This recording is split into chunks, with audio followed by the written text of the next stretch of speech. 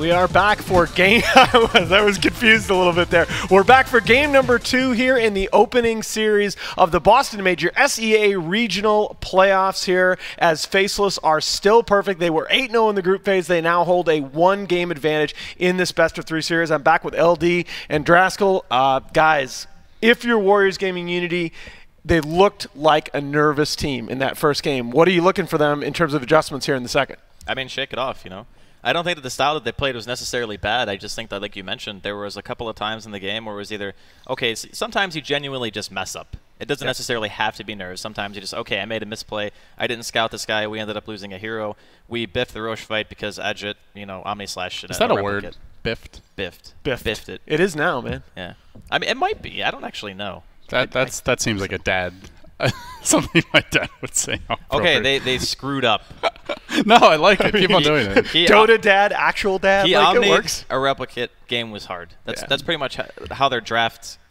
It just pigeonholes them into this game where you have to literally crush for 25 minutes. Well, speaking of drafts, I want to get you right into our Game 2 draft because Warriors Gaming Unity have followed the recipe that we talked about in Game 1. They've taken away the Nyx Assassin and the Undying from Faceless, their 2 big comfort heroes, and they've picked the third, that being the Warlock. That said, Faceless comes right back with a hero that Warriors Gaming Unity banned in the first phase against them in the previous match. They're taking the Ogre Magi.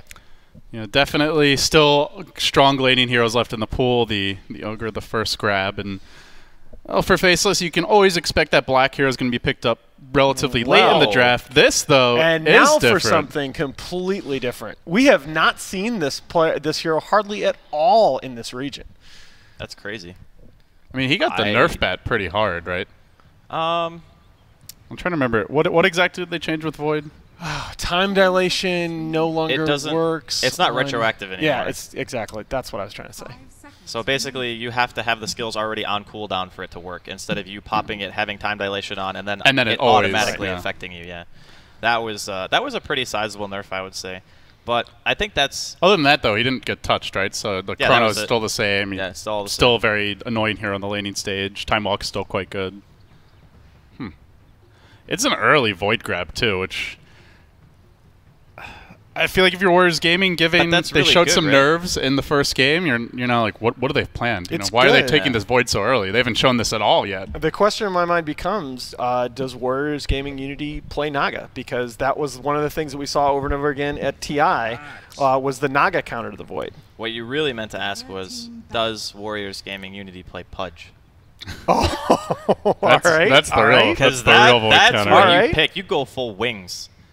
But I like the Axe. The Axe is pretty much a direct lane counter to Faceless Void. So if you and even Ogre is not that great at bullying Axe. Okay, so I guess the question is this Ice Void? Because I'm guessing it is. Yeah, I would lean toward that. If Black has played carry Void before, but I just think the Void is so much better in the offlane role right now. Yeah, and that's the nice thing also about the pick is, again, like you never really know for sure. You kind of expect it to go a certain way with the lanes, but Faceless still going to be able to leave you guessing a bit heading into phase 2. And as for Warriors Gaming, they get some heroes that can really punish clumpy melees. Yeah. That's for sure. I think that Nahaz is on the right track, though. I think Naga is something that the Faces are going to have to be worried about if they. Well, they can also pick it. Jabs runs it. Yeah, I mean they can take it's it not themselves. Great against Axe, they have the first pick out of this phase, so if they wanted to, I think they would probably grab it as their third pick. But how you lane it becomes a question, because if you get the Axe matched up versus it, we've seen Axes just like, dominate Naga in the laning stage. Oh yeah, any melee hero, you're going to have a bad time. Now, you know what I really want to see is a throwback to the old Black Invoker, because the Exort Invoker spell combos in that Chronosphere are just off the charts. Now, Faceless, though, has done that a lot less than I've expected. They've not run Jabs in the safe lane very often. I just think Jabs is a more stable and reliable mid, to be honest. I think Black's been kind of shaky, even with this team, and you put him on like I would say an easier to execute hard carry, like a Slark, or a Morphlane who has lots of escape mechanisms, is going to be almost invariably the strongest hero in the game. You're just putting less pressure on him. And like Jabs on the flip side, to me, he's been very solid for the team, very consistent. Yeah, I don't think Black has played badly by any stretch, but you're definitely right that Black's always been at his best when he can sit back and pick and choose his engagements. He's not as good when he has to be forcing the action for his team. That's the other nice thing about having like the the bullying lane supports is, you know, he's not pressured to do that much on his own. So Omni Knight gets removed. Worth mentioning, OD is still out there. Yep. And they're going to ban the Morphling instead, but talk about Void combos. That's a pretty good one. Yeah, Morph is solid. I think there's actually a lot that you can do with Void. It doesn't just have to be like a hero that does damage outside of Chrono. Like take for I don't know if it was EG who started doing it, but they definitely did Sven Void a lot. Like a lot. And that combination was very potent, and the heroes don't really have any direct synergy. So yeah, that was way okay. So explain that one to me, because that combination of heroes was way better for them than I would have thought. I think it's just because you have to worry about like 2 forms of initiation, and the Sven eventually is going to get Blink Dagger. The Void can set up for the Sven after the fact, and it kind of allows you to close the gap. You know how we talk about like heroes like Bat who want to pull people in, so the Sven can actually hit. The Chrono sets it up in a much bigger scale than just going in with a Batrider. So I think that's like one of the main reasons. Plus Void at that point was ridiculous, so you just picked him anyway. That's fair enough. Yeah, the first overall pick, Universe Void, ends up like as the most farm and carry hero in the game from the offlane role. That's certainly sweet. I mean, how many different heroes has Universe done that with? Though, I mean, he would like have a big impact on other heroes, but Void, he'd actually like just go around solo killing people. So Faceless now. Also Ogre and Void, pretty nice combo with the Bloodlust. So just another way the hero kind of fits in, a little bit of extra synergy there. Yeah. Again, though, this is, and it was funny because I thought they were breaking with this formula, taking Morphling third in the last draft, but it did turn out that they ran Morphling in the offlane. So the Faceless formula continues, where they're picking their 2 supports and their offlaner up in the first 3 picks. It's frustrating to play against teams that can put a hero in multiple roles and have it be dangerous like that. That's actually one of the biggest strengths that I think you can have, since the hero pool has gotten so much wider over the last couple of years, that if you can run multiple strategies with the same hero, you kind of have to ban that hero against that team because it makes him too flexible. That's where the Naga has been really strong. Like, trying to think who's the best example. EG would run it as like a support Naga for Zai, sometimes as a carry for Arteezy. We'll see the Crystal Maiden picked up now for Faceless, so still that threat of an offensive tri-lane is very real. Yeah, this is, and again, this is something that they've done multiple times, followed up with the Crystal Maiden third pick after opening a lane bullying support and a very strong utility offlaner. I mean, and also is damage you can dump into the Chrono. If the Chrono's right, like, that Crystal Maiden ult is devastating, potentially. We've talked about the fact Nuts is a player that does not skip his ulti on Crystal Maiden. He'll get that ulti around or very shortly after level 6, and he's not shy about letting it go. It's been buffed so many times, I think it's almost core to get it. At level 6, the honestly. only thing that you have to do is you have to buy like some stats. Right. It's like, a lot of mana. I've still seen some support players putting it off till a bit later, but yeah, I would agree with you. It's a much better level 6 skill now. It used to be like the skill's garbage. Why would you ever get it? And doesn't it even like guaranteed hit at the beginning anyway? Like everyone who's in the Raiders gets hit like once, and then it's RNG after that or something? I believe so, yeah. I don't play much CM, but I am not a and CM there's player. the Naga. Okay. It makes sense. It's a Void counter. They don't really have the best ways to deal with illusion. Actually, they're pretty poor, and they're not going to be able to pick a Lion or anyone who can instantly kill the Naga illusion. So if it's a carry Naga, it's great. Even if it's a support, great counter to the Chrono. So I like the Naga pick a lot. I actually think it would have been better for Faceless to take Naga themselves and then just 4th pick CM. I mean, Warriors Gaming's not just going to pick CM into a Naga Siren. There's no way you can do that. It's like you'd have 2 heroes that have relatively little lockdown, and you would have been in a position where you have better late game. It's almost impossible to win a 5 versus 5 fight against Naga and Void. And then you'd have this really awkward situation where you kind of have to find an opening to actually win the game, which I think would have been tough. So they grab the Timber. Yeah, this potentially really throws a wrench in things, because Ice is probably, along with maybe a couple others, one of the 3 best Timber Saws in the world right now. Nah, he's the best. Does Jabs You think it's clearly the best? Definitely the best. Okay. I mean, it could still be an Ice Void. I think Jabs does play Timber. Wait, who played for eHome? Old 11. Yeah, he's also a very. That's good the other. That's the other name I always have. I would say between those 2, probably. All right, I like this. It's a support Naga, I guess, at this point. Yeah. Core Drow and Naga would be very weird. Yeah, exactly. That's the thing. It can be support Naga. You don't. I think it's support. That's what that's we're what saying. you're saying. That's what we're saying. Maybe it's support Drow, guys. Relax. Support Drow, dude. Kill me now. You max Gus and Frost Arrow. Let's do this. It's almost as good as James's support Quap, but not quite. God. You know, people tried that. Oh my! Alliance did it. A team did it. Oh, Alliance they did. That's right. Yeah, Alliance did it. Oh, they did with my nuts. And yeah. then James is just sitting there like, oh, I'm so smart. I'm so good at that. Yeah, and then he has like 700 games of Silencer, and he's 4K MMR. So there you go. Oh god. We miss you, James. We do. Ban number 5. Warriors Yeah, Gaming. Again, Faceless respecting the Ajit Storm Spirit, taking it away in the last game and banning it in this one. And Warriors Gaming Unity has already banned the Morphling themselves. They can still take Invoker, right? Or yeah, I mean, it could still be Faceless ice. So it could be Ice Timbersaw. It could be Jab's Timbersaw. It could be Ice Void. It could be Black Void. Ooh, you really don't know. I guess both teams could take Invoker, but I think it's probably better for Faceless. So if they don't take Invoker, Storm's already banned. I assume it's probably a ranged damage dealer for mid. Yeah, I guess you can Medusa. Medusa Naga would just make Void so sad. Yeah, actually, yeah, that's Chrono's so disappointing at that point. They're pretty ult reliant then, though, between the Dusa, Naga, and Warlock ults. They are ult reliant, but there's like almost zero way to kill the Naga or the Medusa. Yeah. Because if it's a support Naga, as we say, then you just song whenever Chrono's out, and then there's no follow-up damage, and then the Medusa always gets Stone Gaze off in fights. And you have Rock. Jesus, that's actually so annoying. It's also a lot of ranged heroes, which I think is what you want to have against Timbersaw Void. So yeah, we'll see. OD. Okay, OD. All right, that's, fair. That's similar line of thinking. Just much better in lane. Good save for the Chrono, and more like a lower cooldown. Is it still though? Like OD's laning has just gotten nerfed so much. Once it gets level 3, he's fine. Okay, all right. Because then you have enough points for imprisonment to actually be a usable skill. Yeah. Because the first level is like such short range. You have to. It's like TA's auto attack at level 1. It's just awful. Between between the range on imprison, you have to get a point in orb early if you want to take advantage of the steal. I mean, we're seeing bottle ODs now, right? Because you have to level that orb early on. Yeah. Yeah, I mean, it's okay. You get like a DD rune. And they're going to take Sniper. Oh, man. So we've seen this. This was at MDL, the go-to lane counter to OD picks. Well, we've seen this in these playoffs and we've seen it a bit in the qualifiers as well. But like it was getting to the point where Sniper was, and it was a lot of the Chinese teams doing this because that event I think had 2 or 3 Western teams and like an MVP or something, and then like 6 Chinese teams. So is this Black Void, Ice Timber, Jab Sniper? I think it's Jab Sniper, Ice Timber. Yeah. That would be my guess. Okay. I'm down. Again, though, the big criticism that I had of Warriors Gaming Unity dropped in the last game. and Alan's book of there were his only big really book of criticism.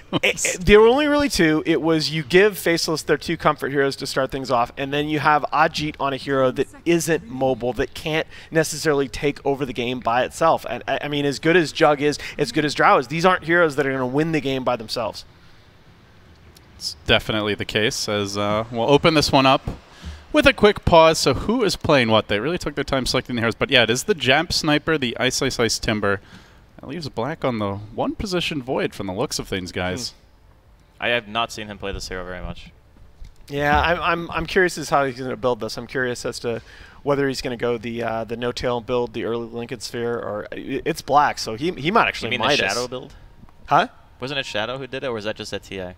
I think it was No-Tail was the first one that I saw, but yeah, Shadow did it as well.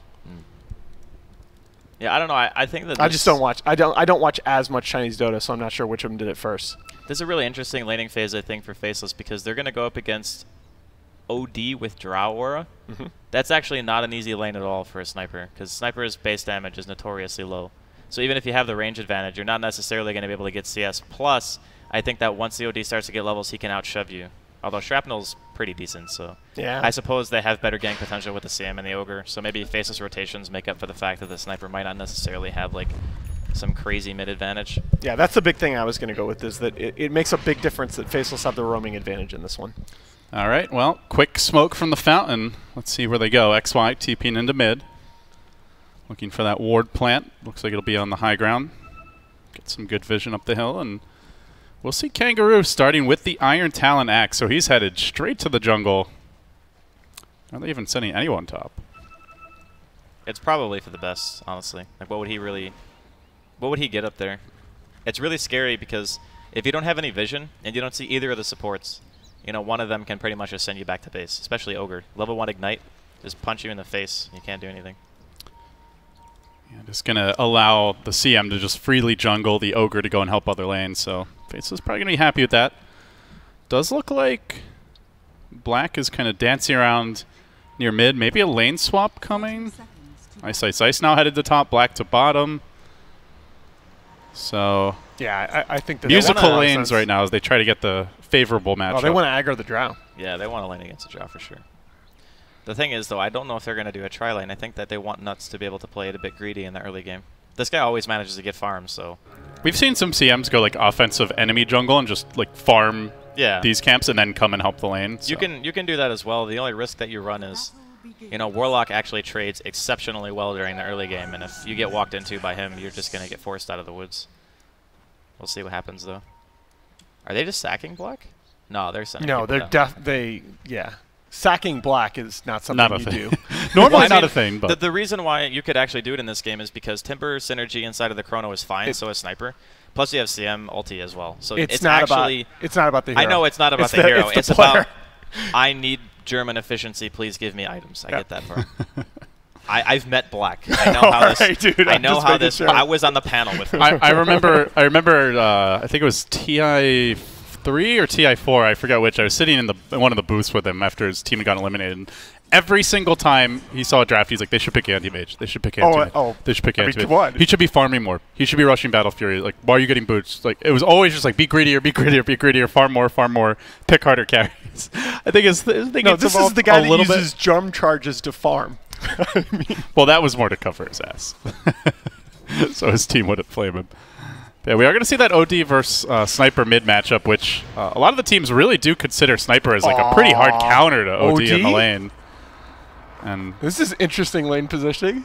Once the OD, or sorry, once the Sniper gets levels, yeah, he becomes really annoying. It's getting banned a lot back in MDL, and that if you had an OD in the 4th or 5th ban usually. So Nuts will make the journey down. He's now level 2, as the Aura has Frostbite. Xnova is getting his pulls off for the time being. But there's no vision here. So Afu hangs around, so a full defensive tri-lane, as you guys mentioned, to expect for the Drow. And this does leave just absolute free farm for a safe lane. Ice Timber looks like... not sure if that was... I guess he spent his gold. This is a Naga. Quick suicide. And now Afu, time walk in, Black. Oh, doesn't get in range for the auto attack. Naga with that superior move speed from the Windlace will scurry away. And 6 base armor. That's a very, very... most other heroes in that position, that's first blood. Well, Nana is CSing really well mid. He's just getting harassed a lot, but does have the bottle now coming out. Yeah, I mean, that's kind of what we talked about. The OD is going to have good CS for a while, but eventually the Sniper just gets a couple of points more into Shrapnel. And he is the Drow, that's the other thing. Yeah, yeah. So already the Bloodlust onto Black. It's actually tri-lane versus tri-lane. I didn't expect it to actually go this way. Who wins this 1v1? Timber or Axe? I think the Timber wins if he plays safe. Because all you really have to do is you just abuse creep aggro, you pull the creeps onto yourself, and then you just never do basically what Ice just did, which is walk into the Axe. He mans up. He feels like he has the upper hand, and with the Whirling Death, perhaps he is. He has a lot of regen, that's the one thing. Yeah. So if he wants to make those joust trades and then not continually tank, then yeah, it's fine. But it does look like he's not gonna beat the Axe to level 6. Ajit in pretty far here. Doesn't have that point in Gust just yet. Time walk in. Ignite to slow him down, and Ajit in a lot of trouble. There's the heal from Xnova. Not going to matter. Oh, but Black will steal the first blood on the Drow, no less. And gets the last hit. And while that was happening, OD finds the solo kill mid. Jab's just barely getting picked off there. Nana surviving on 60 HP, and that's only now with the passive regen kicking in. Bottle comes right out along with the healing stuff, so he gets a free fountain trip, essentially. Doesn't lose any experience. Huge win there. Looks like the low ground miss might have come into play. Yeah, the Naga was actually there. That's why he died. Because that's the only reason that Faceless went on bottom. It's because they saw the Naga going on mid. As soon as he got imprisoned, they pinged it, and then he's like, oh, okay, we can fight 2v3. Then they just go in. They want to make a move here on Nuts, but great positioning by the CM. Is it? Great. They'll steal his creep. Thank you very much. Wrecked. But yeah, this middle lane is actually going pretty well for the OD. He's been able to abuse the imprisonment for CS quite a bit. And this is kind of what I was saying is you can still push a lane out pretty well as OD, and you do have the little bit of bonus damage. But he just gets wrecked by Shrapnel and freaking auto attack. Speaking of wrecked. Afu. No points in the mirror image. They surround him. And they will club him down.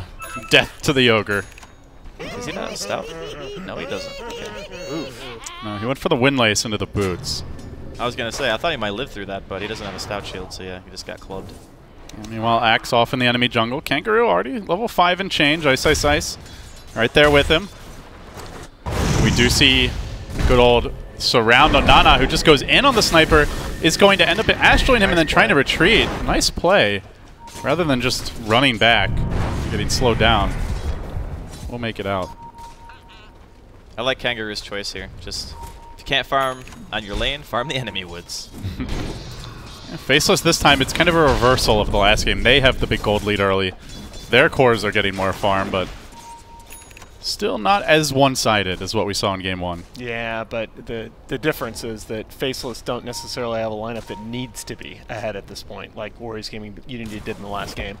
I don't think it's as like one-dimensional though, because True. Warriors Gaming have the support Naga that will eventually counter the Void, and they also have that's their disengage. That's their way to be able to catch people off guard as well once BKBs start coming out. Like there's a lot of utility on Warriors Gaming, whereas the last time around it was pretty much just face roll run at you, and if it doesn't work, we just lose. Yeah, Chrono is just not a thing in this game. Between the Imprison inside the Chronosphere, the Rock Drop, and Song, it's going to be impossible for them to maximize Chrono. You realize now that you said that, he's going to hit Yeah, Warlock. he's going to hit like a 5-man Chrono. He's going to hit OD, Warlock, and Naga in the same Chrono, and they're just going to get Timber Sawed. Caster's Curse. Well, good little taste of his own medicine here for Ice, Ice, Ice. Kangaroo cutting the wave, as Daryl used to do so often in the off lane. Yeah, this Drow is just suffering down here in the bottom lane. Yeah, level 4.5, not doing great. She's at least getting her experience, but the CS. This happens so much to Drows though, and a lot of times you have to. A lot of times it doesn't really even matter, like because that mid hero just like gets way more. Although he's not ahead any longer by as much. See Jab's catching up. He's also tanking Shrapnel for some reason. This is crazy. Oh, he's even trying to bait out imprisonments. What a player. Oh, Jabs looking for that movement towards the top side of the map, and he is going to get caught here. Call to follow it up. Need those spins from Kangaroo. He doesn't really get any spins at all. In fact, Ice Ice Ice just collects his freebie. Ice Frog does not smile on you, my friend. Bottom as well. You have to ask yourself, like, if Nana hadn't tanked that Shrapnel and been forced to back there, that could have set something up. Nuts almost dropping here, and is going to go for the suicide to Roshan, and he gets it too. So nothing really going for Warriors Gaming. They have Chrono. I think they want to go for this. Moving on to Ajit through the trees, and Black. Juke. He has his ankles broken a little bit, and then Drow right back in, gets the heal off, so he will be harder to kill inside of a Chronosphere. There is a silence available. They're going to move onto XY on the Ogre, then the silence back onto Black, and they finish him off. Drops the bubble, tries to run, complete waste. He will make it out, but he had time walk that whole time, right? Yeah, I don't understand why he didn't time walk off the damage and then turn Chrono offensively. And they really had no follow-up to that. In fact, they're still going to move in. Chrono's no longer available. XY gets netted and tries to run away, but Nana's there to lay into him with the orbs, and I think gets the kill here. One more auto take. No, they back off! Afu feeds his own life away. Warriors Gaming. Mom spaghetti. Ay, caramba. It's everywhere. That was actually so many misplays in one fight. We should have like a little, you know, like every time a misplay comes like ding, ding. Yeah, we need a button. We need a big red button. That was crazy though, because Black had time walk, and he decided to just Chrono and leave himself at like 40% HP instead of just time walking away. Maybe he was expecting Ice Ice Ice to come. Like, that's their only big damage into the Chrono at this stage. Yeah, but he's so far away from the tower at that point, and that's something that you communicate. Ice Ice Ice says, I'm TPing, and then you Chrono, not, oh, I Chronoed, I Chrono, why aren't you here already, dude? Yeah, that was really awkward. I'm pretty sure if they had communicated that better, they could have easily gotten kills, but... Well, they're not going to be thwarted by that air ball. They'll move right back down to the bottom lane. FL. From right to left on your screen here as they move towards the Drow Ranger, farming her own small camp near the mid-tier 1. Ajit could get caught out. No, maybe not. Oh, Great Gust. Gust. Has Very the nice Observer Gust. Ward on the high ground. Yeah, Gives him the was vision. And we'll make it out. Saved. Thank you, supports. Yeah, because I think Jabs is going to loop around and assassinate if he if they got the spells off onto Ajit 100%. Radiant's middle. So there's going to be instead a stun onto Afu. Nuts trying to dive this, but the tower is still up. That's not happening. Man has no fear.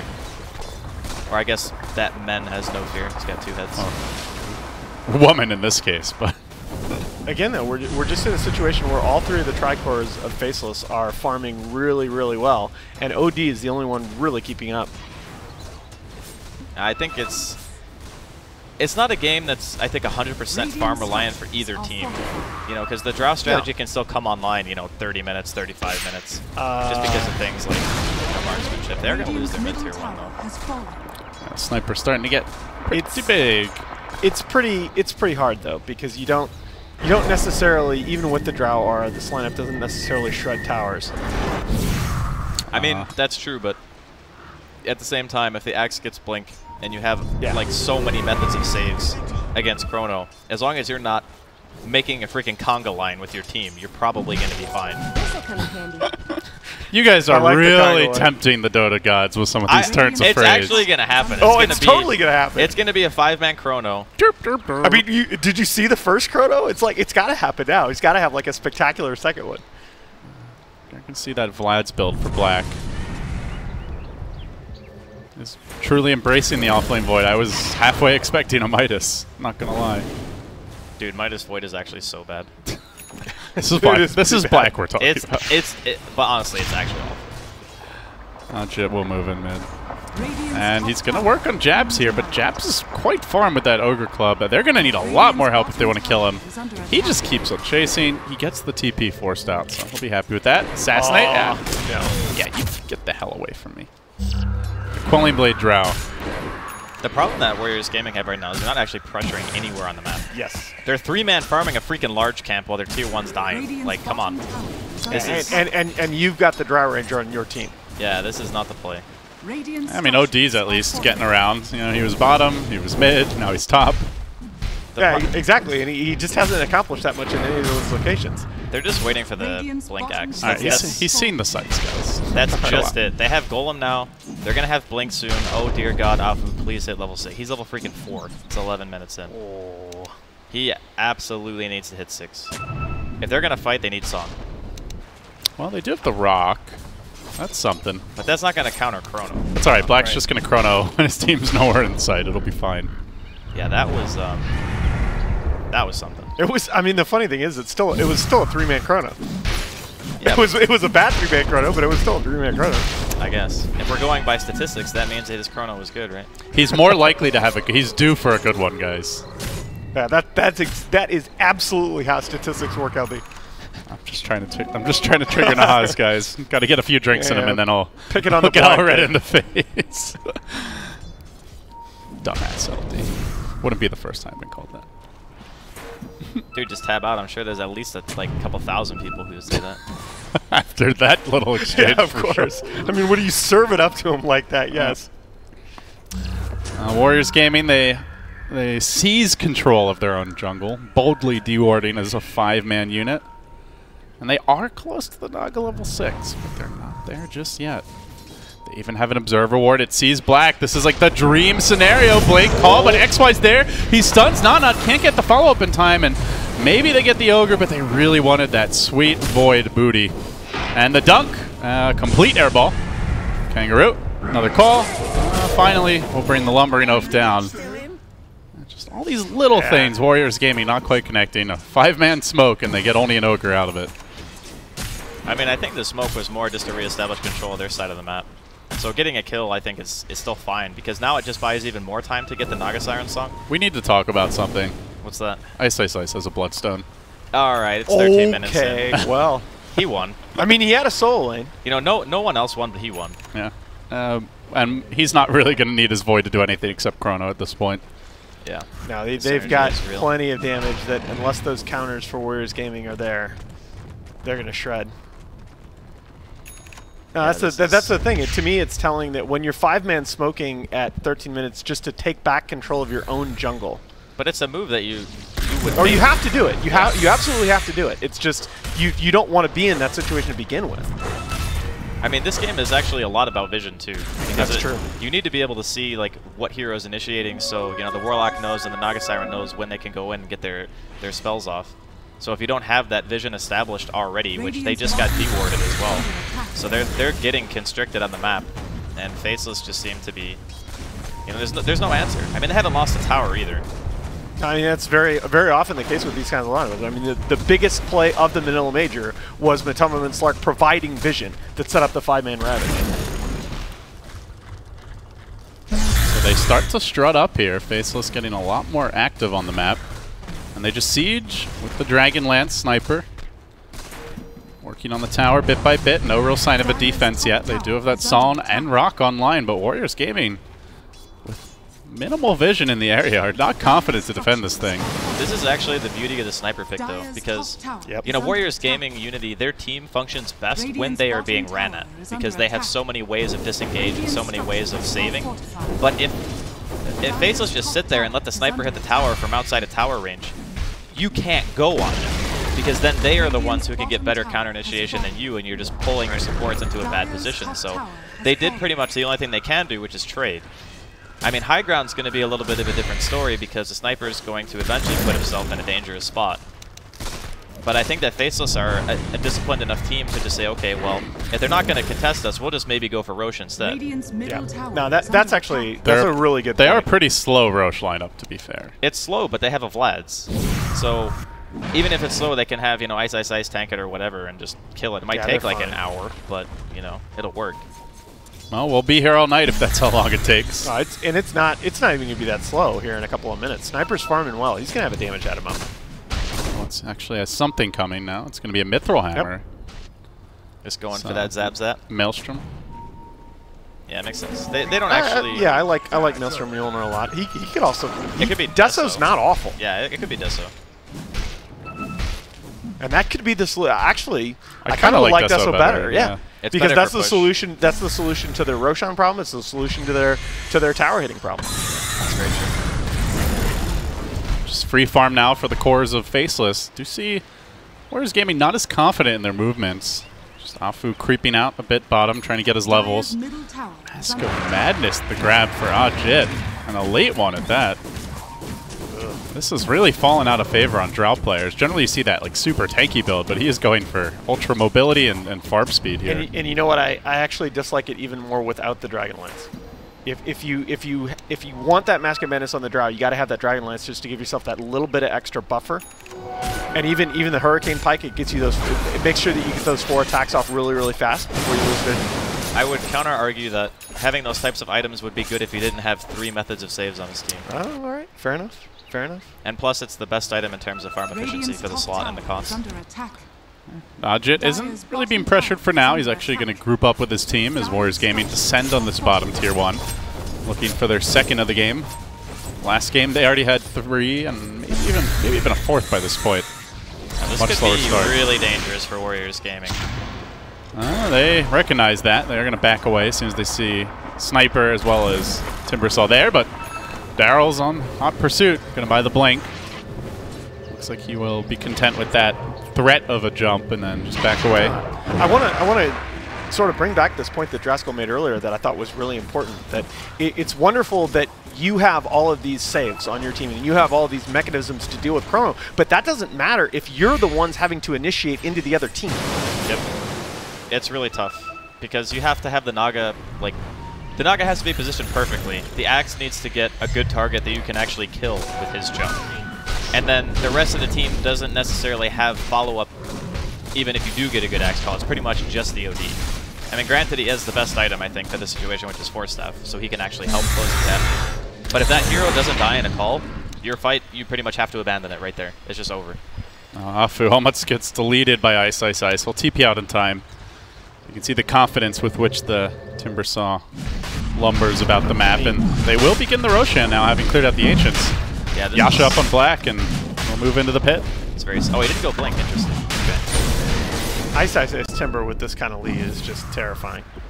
I mean, the late game for Faceless, just the raw physical damage of 2 right-clickers, Void, Sniper with Bloodlust, that's pretty terrifying. Not to mention the Timber, who's their most farmed hero. Yeah, I mean, it's not necessarily going to get any easier for Warriors Gaming, especially considering the rate at which they are farming. I mean, they're on the back foot, so they're the ones who are taking the less efficient farm paths. They don't have really as good a vision out on the map, and they're obviously not going to be able to contest this Roche, or at least they don't look like they're going to. I don't know if there's anything that really happens in this game that just decides, okay, now we have something that we can fight with, because they pretty much have all their tools. They just needed levels. They needed Song, they needed Golem, and they needed Blink on the Axe. That was like their criteria in order to fight. And we just haven't seen anything out of them since then. Yeah, it's a pretty slow-paced game, and I kind of get where they're coming from. It's not easy to jump Faceless with their lineup, especially considering the heroes that you want to kill are the tankiest heroes.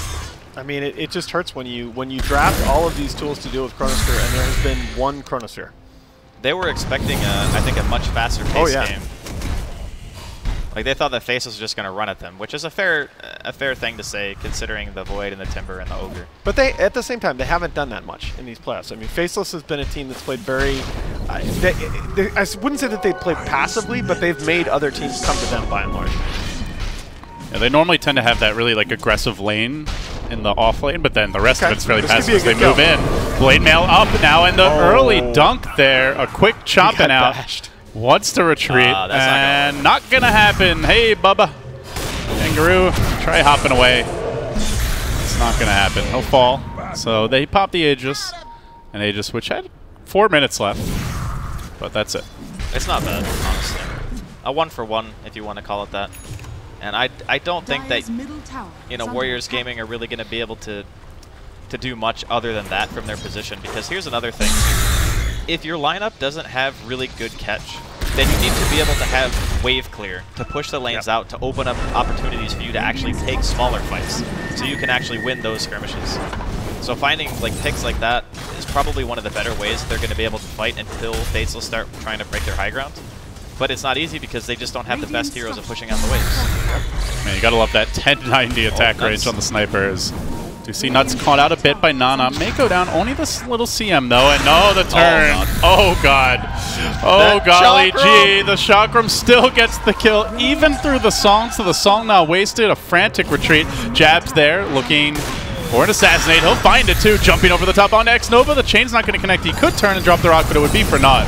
He won't bother. So forward, cleans him up, and the assassinate just marks the tombstone. Yeah, and you really see what Draskell was talking about with the aggressive potential of the Yules there. Yeah, canceling DPs is nice with Timber. That's pretty much the dream. And since he's already so tanky, it's not like having the Yules sacrifices any of his durability. So Faceless moving into this top lane right now, working on the tier 1 tower. Or sorry, the tier 3 tower. Excuse me. Ice. Way behind. He's the zoner. And he's also looking for kills. He finds X-Nova. The Blink Call's there to turn this around, though. He may have to Bloodstone deny. He's very tanky, but that Drow Ranger hits pretty damn hard, and he will suicide. Wastes as much time as possible. Makes it out safely. Now Nana moving in. Quick jump forward. They have to be careful about this chase. With the stun, the bashes coming in, and OD deleted from the fight. Kangaroo's there. It's too late. A solo rock.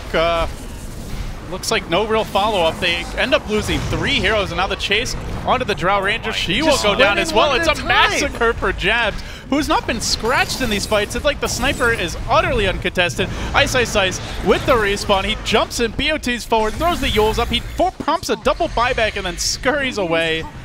At this point, I think it's fair to say, gentlemen, Faceless is just styling on Warriors Gaming. You can almost hear the team chat there where they're screaming, Chronos down, go, Chronos down, go, Chronos down, go. But you're also going into an extremely farmed Timber and Sniper that have favorable position on the high ground, one at a time.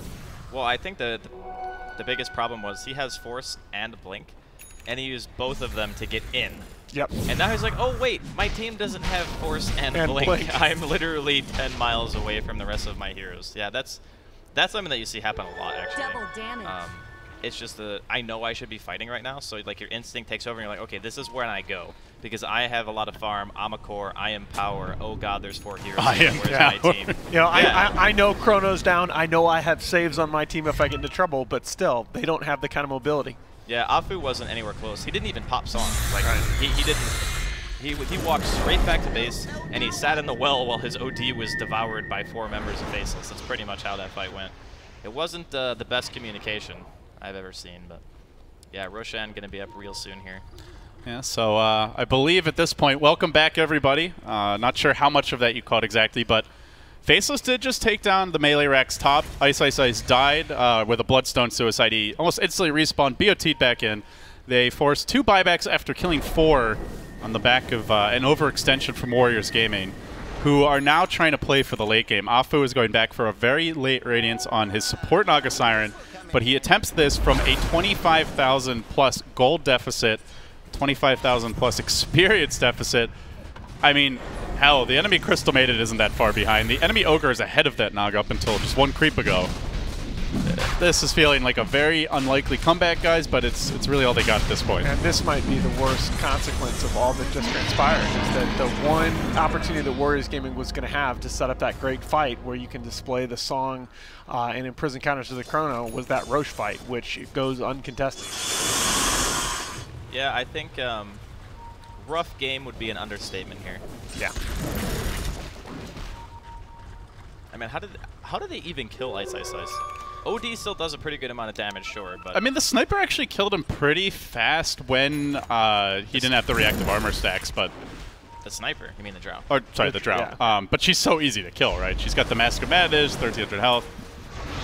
So we will see... Uh-oh. Nana caught out a bit, has the Hurricane Pike, but Ice Ice Ice is going to try to force the TP, and he'll be successful in that. Meanwhile, Sniper... Oh, axe. Pew pew! Take that, you wanker. He did. And the old man is looking increasingly fearsome now, as an Eye of Scotty is nearly ready to go. The Sniper is gigantic and has just not been threatened at all this game. Finally, the Radiance comes out, but those Naga illusions are going to be pitiful, even with the Radiance complete. There's just actually no way to go on the Sniper. That's the biggest problem. They're just they're such a reactive lineup by nature. Like, you could Sawn into Rock, I guess, but then you have no disengage. Yeah, but I mean, this is one of the things that makes Faceless draft so good, is they're exploiting the weakness of Warriors Gaming, is that they are all saves. Yep. There's no aggressive potential outside of one thing. Quick little Hurricane Pike action, and then Jeb says, "Lol, lol, I'll take you with me, brother." Yeah, still has the Aegis. Go ahead and imprison yourself into double chakra. Pew pew. Pew pew. And then he's out of there. And Jabs, buildings can't run, even if the heroes can. So Afu, a last-ditch song. Gonna prep for that rock, look for the Fatal Bonds here. It is level 4. How good's it gonna be? A decent two-hero connection, but then he gets deleted, punished for his insolence, and the Golem just as quickly will fall. The Chrono over the top. G, Faceless have completely incapacitated Warriors Gaming and sent them packing to the lower bracket. I mean, I just want to point out that when you have Blade Mail on Axe, not only did he go for a hero that had an Aegis, but he went for a hero that had more health than him with a Blade Mail. Turns out you don't win that trade. Woo!